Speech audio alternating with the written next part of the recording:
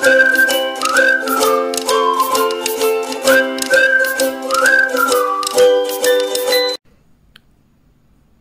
स्वामी समर्थ. मी नैना, तुमचं माझ्या स्वामी सेवेकरी नैना या यूट्यूब चॅनलवरती स्वागत आहे. आजच्या व्हिडिओमध्ये आपण संकष्टी चतुर्थी कधी आहे, पूजेचा शुभ मुहूर्त, या दिवशी बाप्पाची पूजा कशी करावी, काही महत्त्वाचे मंत्र, उपाय, सेवा हे मी आज तुम्हाला सांगणार आहे. जर तुम्ही माझ्या चॅनलवरती नवीन असाल तर चॅनलला सबस्क्राईब करायला विसरू नका आणि व्हिडिओ शेवटपर्यंत नक्की बघा. श्री स्वामी समर्थ. यावर्षी 18 नोव्हेंबर 2024 या दिवशी संकष्टी चतुर्थी आहे. हे व्रत आपण सकाळपासून ते चंद्रोदय होईपर्यंत करतो. चंद्राची पूजा करून अर्घ्य देऊन या व्रताची सांगता केली जाते. प्रत्येक महिन्यात कृष्ण किंवा शुक्ल पक्षात गणेश पूजा करायचं विधान आहे. कृष्ण पक्षाच्या चतुर्थीला संकष्टी चतुर्थी असं म्हणतात, तर शुक्ल पक्षाच्या चतुर्थीला विनायक चतुर्थी म्हणतात. या दिवशी बाप्पाची मनोभावे पूजा करणे हे अत्यंत शुभ असं मानलं जातं. संकष्टी चतुर्थीचे महत्त्व काय आहे तर बघा, संकष्टी चतुर्थी म्हणजे संकट हरणारी चतुर्थी. गणपती बाप्पा ही बुद्धीची, समृद्धीची आणि सौभाग्य देणारी देवता आहे.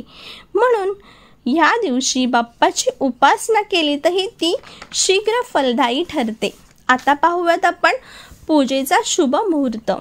तर 18 नोव्हेंबर संध्याकाळी 6:55 ते 19 नोव्हेंबर संध्याकाळी 5:28 पर्यंत शुभ मुहूर्त आहे. त्यानंतर चंद्रदर्शन आहे 18 नोव्हेंबर संध्याकाळी 7:39. तर आता तुम्हाला सांगणार आहे तर आपल्याला या दिवशी बाप्पाची पूजा कशी करायची आहे. तर बघा, आपल्याला सगळ्यात अगोदर बाप्पाला अभिषेक करायचा आहे. अभिषेक तुम्ही पंचामृतने करा, जल अभिषेक करा किंवा अष्टचंदन आहे ते जरा पाण्यामध्ये तुम्ही म्हणजे विरघळून मिक्स करून तुम्ही त्यानेही अभिषेक करू शकता. तुम्हाला अभिषेक करताना 1, 11, 21 वेळा तुम्हाला अथर्व शीर्ष बोलायचं आहे. त्यानंतर बाप्पाची पंचोपचार पूजा करायची आहे. बाप्पाला कापसाचं वस्त्र, जानवे, जोड अर्पण करायचे आहेत. हळद, कुंकू, चंदन, सिंदूर लावायचं आहे. सिंदूर हे सुद्धा बाप्पाला अतिशय प्रिय आहे. पुष्प अर्पण करायची आहेत. 21 दुर्वांची जोडी आपल्याला या दिवशी बाप्पाला अर्पण करायची आहेत. लाल फूल, जास्वंदीचं फूल, गुलाबाचं फूल हे सुद्धा बाप्पाला अतिशय प्रिय आहेत. एक तुपाचा दिवा तुम्हाला प्रज्वलित करायचा आहे. तुपाचा नसेल तर तिळाच्या तेलाचा दिवा तुम्हाला प्रज्वलित करायचा आहे. त्यानंतर तुम्हाला अगरबत्ती, धूप तुम्हाला लावायचं आहे. त्यानंतर बाप्पाला तुम्हाला मोदकाचा भोग किंवा लाडू, गोड खोबरं, खडी साखर, फळ ह्यांपैकी तुमच्याजवळ जे काही आहे ते तुम्हाला बाप्पाला नैवेद्य म्हणून अर्पण करायचं आहे. त्यानंतर तुम्हाला बाप्पाची आरती करायची आहे. आणि या दिवशी तुम्हाला सेवा कोणत्या करायच्या आहेत. तर बघा, या दिवशी तुम्हाला काय करायचं आहे तर तुम्हाला बाप्पासमोर बसायचं आहे. 1 किंवा 11 वेळा तुम्हाला अथर्व शीर्ष तुम्हाला म्हणायचं आहे. आणि तुम्हाला तुमच्या आयुष्यामध्ये जर खूप काही संकट असतील, दुःख असेल, कष्ट असेल तर तुम्ही संकष्टी चतुर्थीपासून रोज 1, 11, 21 या वेळा म्हणजे इतक्या वेळी तुम्ही संकटनाशन गणेश स्तोत्र तुम्हाला म्हणायचं आहे. हळूहळू तुमच्या आयुष्यामधले सगळे संकट, दुःख, कष्ट हे गणपती बाप्पा नक्कीच दूर करतील. पण तुम्हाला ह्याची सुरुवात तुम्हाला गणपती म्हणजे आता उद्याची जी संकष्टी चतुर्थी आहे त्याच दिवसापासून तुम्हाला संकटनाशन गणेश स्तोत्राची सुरुवात करायची आहे. तुम्ही रोज 1 वेळा बोलू शकता, तुम्ही रोज 11 वेळा संकटनाशन गणेश स्तोत्र बोलू शकता किंवा 21 वेळा. पण त्याची सुरुवात तुम्हाला संकष्टी चतुर्थीपासूनच करायची आहे. अशा प्रकारे तुम्हाला सेवा करायच्या आहेत. आणि त्याशिवाय तुम्ही ओम गणपते नमः या मंत्राचा 1 माळ तुम्हाला जप करायचा आहे. आता काही सोपे उपाय मी तुम्हाला सांगणार आहे जे तुम्ही संकष्टी चतुर्थीच्या दिवशी करू शकता। बघा, संकष्टी चतुर्थीला शमीच्या झाडाची पूजा आपल्याला करायची आहे।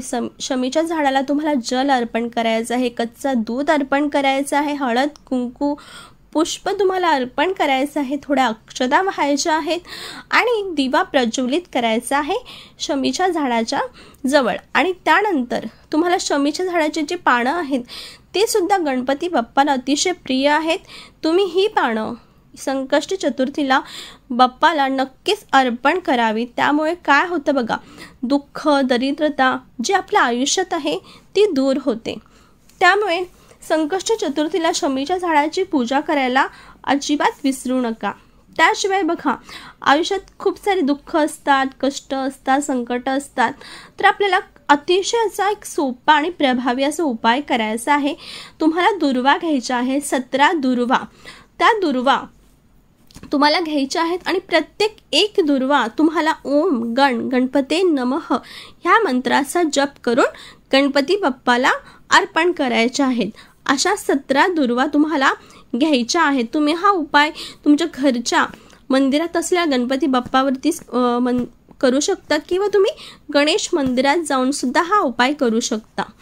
आता बघा, ज्यांना स्वतःचं घर पाहिजे, ज्यांना स्वतःचं घर घ्यायचं स्वप्न आहे पण त्यांचं ते स्वप्न पूर्ण होत नाही आहे, तर त्यांनी काय करायचं आहे, संकष्टी चतुर्थीपासून एक सेवा सुरू करायची आहे।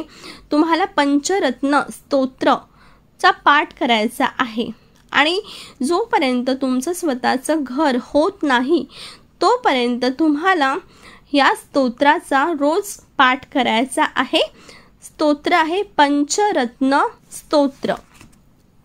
त्याशिवाय बघा, तुम्हाला आता काय करायचं आहे, तर हा उपाय तुम्हाला करायचा आहे जवळच्या गणेश मंदिरामध्येच।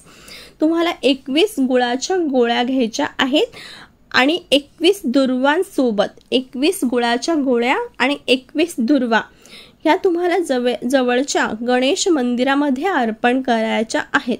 बघा, ह्यामुळे काय होतं, तो तुमच्या मनातल्या ज्या काही इच्छा आहेत त्या बाप्पा नक्कीच पूर्ण करतात।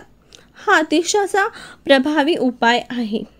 अशा प्रकारे बघा, काही छोटे छोटे उपाय आहेत, तुम्ही नक्कीच करा। अतिशय सोपे आहेत आणि जे काही वस्तू आहेत त्या आपल्या घरातच अवेलेबल आहेत, असं नाही की तुम्हाला कुठे बाहेर जाऊन आणायचं आहे। पण हे सगळे छोटे छोटे उपाय आहेत, तुम्ही हे उपाय नक्कीच करा।